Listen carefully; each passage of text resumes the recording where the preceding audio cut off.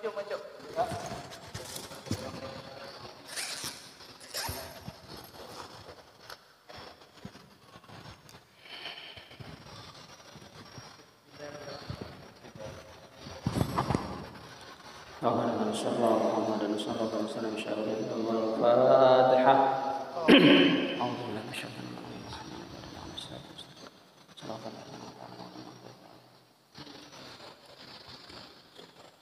Assalamualaikum warahmatullahi wabarakatuh. Waalaikumsalam.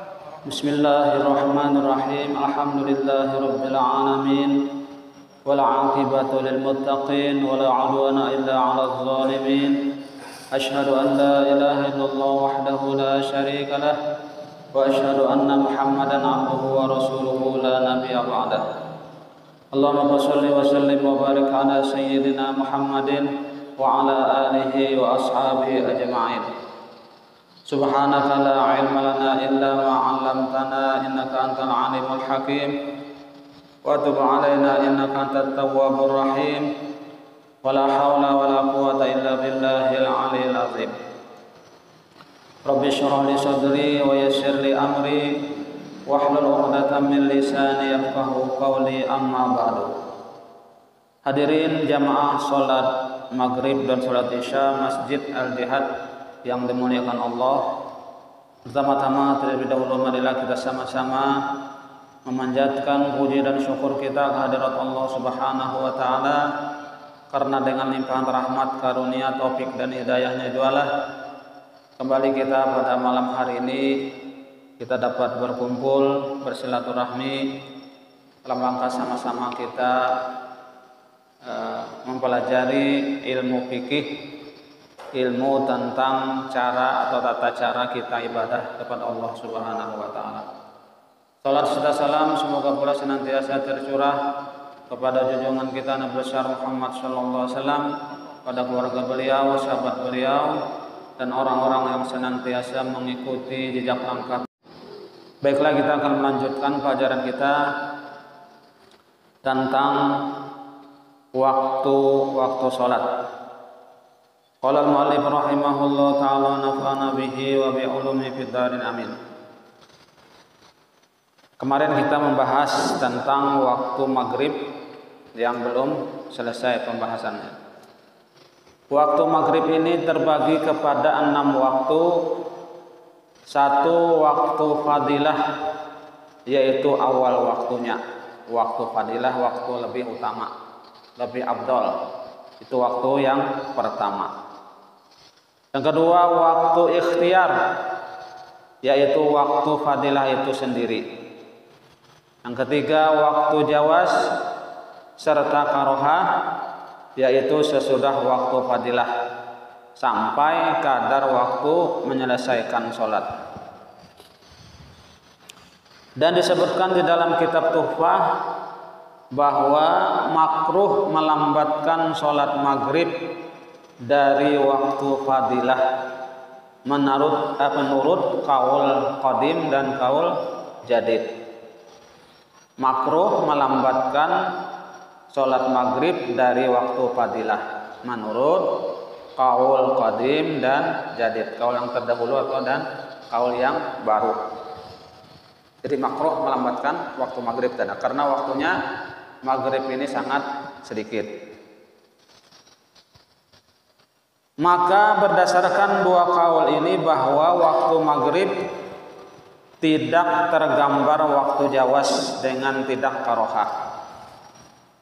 Maka dipahami dari perkataan di sini sesudah waktu fadilah. Yang keempat, waktu hurmah.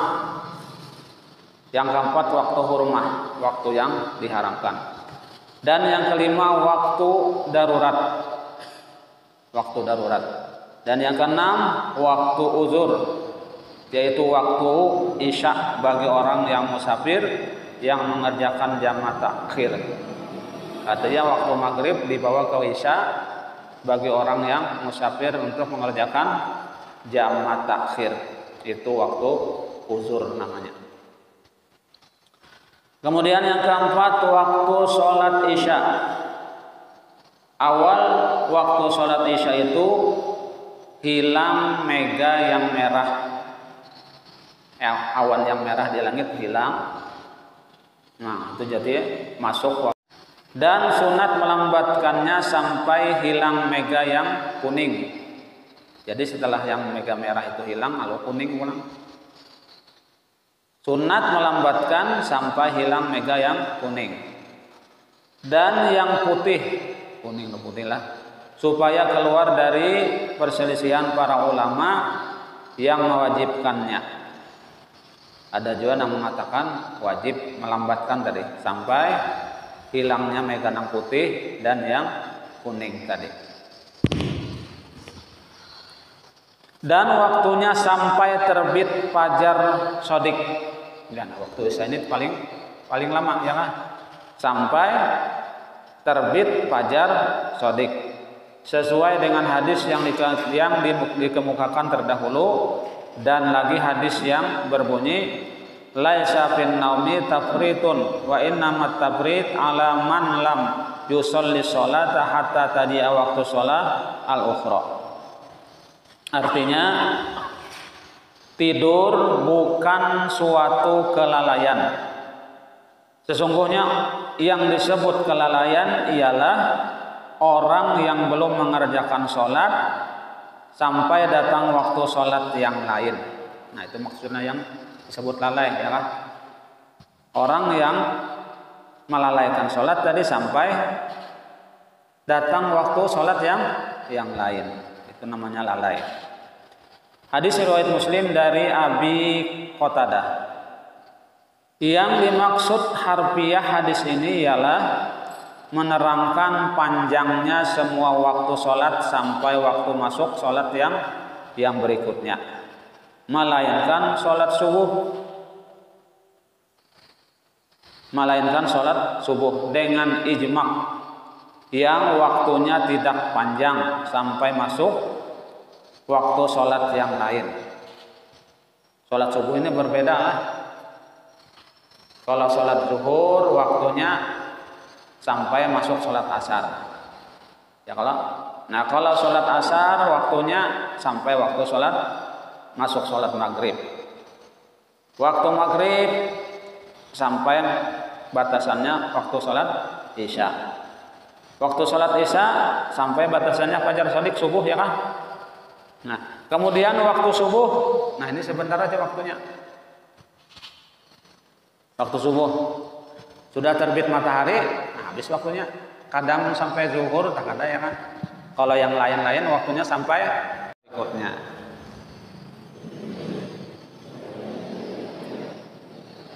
Waktunya selesai dengan terbitnya matahari. Selesai dengan terbitnya matahari. Apabila terbit matahari, maka selesailah sholat subuh tadi. Maka dapat dipahami dari yang disebutkan di atas bahwa tidak ada pemisah antara waktu zuhur dan asar, waktu maghrib dan isya, waktu isya dan subuh, melainkan antara subuh dan zuhur itu ada pemisahnya yang begitu lama waktunya. Ya kalau sampai terbit fajar selesai waktu subuh. Nah menunggu ke zuhur masih lama lagi. Jadi maksudnya ada pemisah.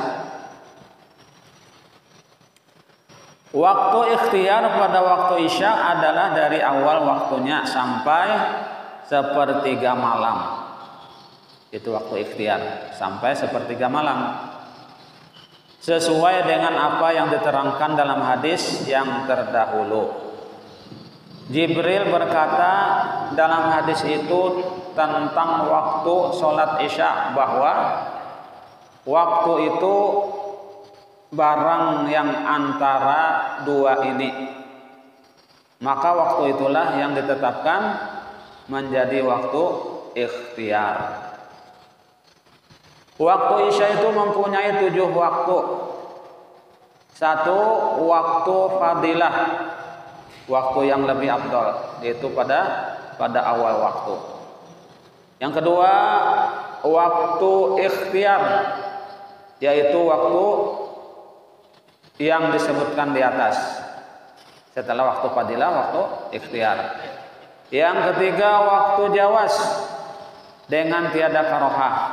Waktu jawas ini waktu masih boleh aja lagi.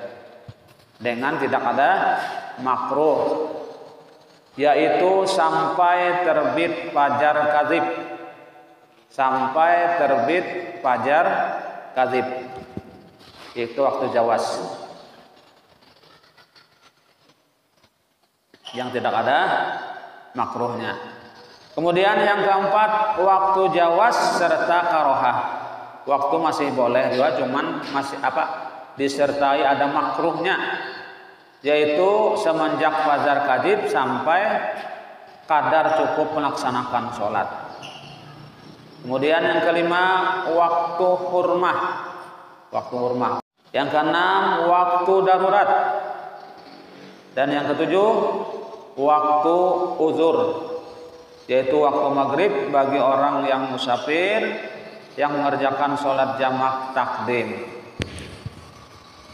Ya kan? Jamak takdim artinya sholat isya ini ditarik ke waktu maghrib. Nah itu waktu uzur namanya. Padahal belum sampai waktunya lagi ya Kak Isya. Cuman karena jamak takdim badahulu ya Kak, waktu nang belum sampai ditarik kepada yang sudah sampai. Itu waktu uzur namanya. Dan jika tidak diperoleh waktu isya pada suatu negeri terbit fajar bersama dengan tenggelam matahari, maka wajiblah orang yang ada di negeri ini mengqadha sholatnya. Dan jika tidak diperoleh waktu isya pada suatu negeri terbit fajar bersamaan dengan tenggelamnya matahari, maka wajiblah orang yang ada di negeri ini mengqadha sholatnya. Kemudian yang kelima waktu subuh. Awal waktu sholat subuh ini semenjak terbit fajar shadiq, yaitu garis yang berwarna putih yang membentang di tepi langit sebelah timur, yaitu dari cahaya terang matahari ketika matahari hampir ke tepi langit. Dan dikeluarkan dari kata fajar shadiq ialah fajar kadzib, yaitu garis yang berwarna putih yang membujur langit yang panjangnya sekitar 1/4 langit. Di atasnya lebih terang dan lebih luas dari yang di bawahnya, seperti bentuk harimau. Jadi bentuk harimau. Inilah permulaan terbitnya fajar kadzib tadi. Dan apabila fajar shadiq hampir berakhir, maka yang di bawahnya lebih luas dari yang di atas. Dan sesudah itu gelap. Dan kemudian barulah terbit fajar kadzib. Dan waktu subuh ini sampai dengan terbit matahari, seperti yang diterangkan dalam hadis yang berbunyi waktu sholatis subhi min tulu'il fajri malam tatlu'is syamsu. Waktu sholat subuh dan waktu sholat subuh dari terbit fajar sampai dengan sebelum terbit matahari. Fajar itu fajar shadiq tadi. Hadis riwayat Muslim dari Abdullah bin Amrin. Dan lagi diterangkan dalam hadis lain yang berbunyi man adraka minas subhi raqatan qabla an tatlu'a syamsu faqad adrakaha. Artinya barang siapa yang mendapat sarakaat dari sholat subuh sebelum terbit matahari, maka sesungguhnya berarti ia telah mendapat sholat subuh. Karena waktu sholat subuh ini sangat pendek. Nah, jadi siapa yang memperdapati sarakaat di dalam waktunya, ya kan, sebelum terbit matahari, maka sesungguhnya berarti ia telah mendapat sholat subuh itu. Hadis riwayat Bukhari dan Muslim dari Abu Hurairah. Waktu sholat subuh dianggap habis dengan terbitnya setengah dari matahari. Waktu sholat subuh dianggap habis dengan terbitnya setengah matahari. Berbeda dengan tenggelam matahari yang menunjukkan akhir waktu asar. Belum dianggap habis waktu asar dengan masuknya setengah matahari. Nah, jadi bedalah kalau sholat subuh ini dianggap habis tadi dengan terbitnya setengah matahari terbit, ya dianggap habis, ya kan? Setengah habis. Nah, kalau sholat asar, walaupun matahari itu sudah setengah, tinggalannya sudah setengah, tapi belum habis lagi waktu asar, belum habis. Kecuali apa? Tenggelam semuanya, sebagian jadi kita matahari hanya dianggap habis waktu asar tadi. Dan juga waktu subuh dianggap telah sampai dengan terbit setengah fajar. Maka disamakan habis waktunya dengan terbit sebagian dari matahari. Waktu ikhtiar dalam sholat subuh ini semenjak awal waktu sampai kabur-kabur siang. Dengan sekira mengenal orang yang melihat sesuatu yang dekat, hadis Jibril yang terdahulu. Jibril berkata di dalam hadis itu tentang sholat subuh bahwa waktunya adalah barang yang antara dua ini dan ini dianggap waktu ikhtiar. Waktu sholat subuh itu ada 6. Satu, waktu fadilah, yaitu waktu awalnya, awal waktunya kita waktu fadilah, waktu yang lebih utama. Yang kedua, waktu ikhtiar, seperti yang disebutkan di atas. Setelah habis waktu fadilah tadi waktu ikhtiar. Yang ketiga, waktu jawas dengan tiada karohah, waktu boleh aja lagi, tapi belum makruh, yaitu sampai warna merah di tepi langit. Kemudian yang keempat, waktu jawas serta karohah, waktu masih boleh tapi serta makruh, yaitu semenjak timbul warna merah di tepi langit hingga kadar dapat melaksanakan sholat. Yang kelima, waktu hurmah, waktu yang diharamkan. Dan yang keenam, waktu darurat. Dimaklumi dari apa yang disebutkan di atas bahwa waktu fadilah, waktu jawas, waktu hurmah, dan waktu darurat berlaku pada semua waktu yang 5 waktu. Dan waktu uzur berlaku pada semua sholat yang boleh dijamak. Ya kan? Yang boleh dijamak itu ada waktu uzur. Waktu apa? Zuhur, asar, maghrib dan isya. Kalau subuh kada ada waktu uzur. Karena kada kalau dijamak-jamak kada ada lawanannya, ya kan, kada ada pasangannya. Waktu ikhtiar pada sholat asar, isya dan subuh yang sama awal waktu dengan waktu fadilah, dan waktu ikhtiar dari sholat maghrib sama dengan waktu fadilah dan waktu ikhtiar pada sholat zuhur, yaitu waktu jawas. Pada pokoknya permulaan waktunya sama dengan permulaan waktu fadilah. Jadi apabila di awal waktu semua sholat itulah waktu yang lebih utama, lebih banyak pahalanya. Tetapi ternyata menurut kitab Matan dan Syarah Wafadol yang ditulis oleh Syekh Ibnu Hajar diterangkan bahwa waktu ikhtiar pada sholat zuhur sesudah waktu fadilah, dan waktu karohah berlaku pada semua sholat